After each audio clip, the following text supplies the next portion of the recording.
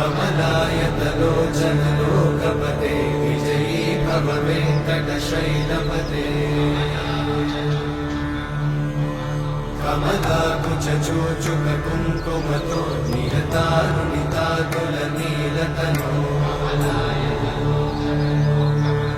कमलायतलोचन लोकपते विजयी भव वेङ्कटशैलपते सचतुर्मुख षण्मुख पञ्चमुख प्रमुखाखिल दैवतमौलिमणे शरणागत वत्सल सारनिधे परिपालय मां वृषशैलपते अतिवेलतया तव दुर्विषहैरनुवेलकृतैरपराधशतैः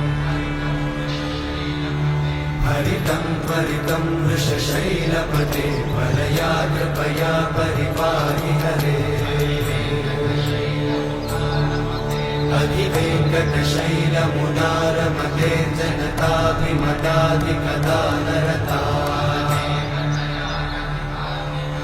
परदेवतया गदितान्निगमै कमलादयितान्न परं कलये कलवेणुरमावशतोपवधूषतकोटिवृतात् स्मरकोटिसमा प्रतिवल्लभिकाभिमतात् सुखदात् वसुदेवसुतान्न परं कलये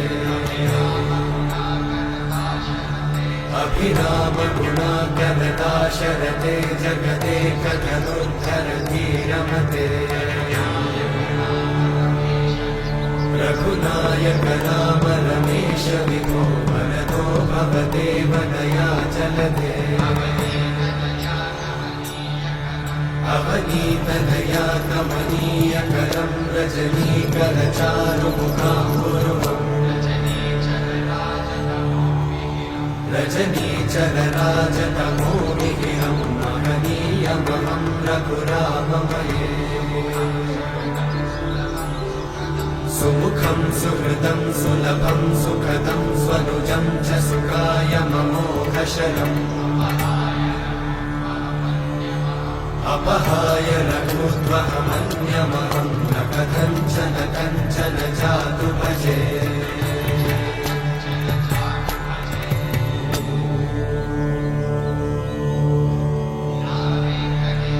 विना वेङ्कटेशं ननाथो ननाथः सदा वेङ्कटेशं स्मरामि स्मरामि हरे वेङ्कटेशं प्रसीद प्रसीद प्रियं वेङ्कटेशं प्रयच्छ प्रयच्छ विना वेङ्कटेशं ननाथो ननाथः सदा वेङ्कटेशं स्मरामि स्मरामि हरे वेङ्कटेशं प्रसीद प्रसीद प्रियं वेङ्कटेशं प्रयच्छ प्रयच्छ अहं दूरतस्ते पदाम्भोजयुग्मं प्रणामेच्छया गद्य सेवां करोमि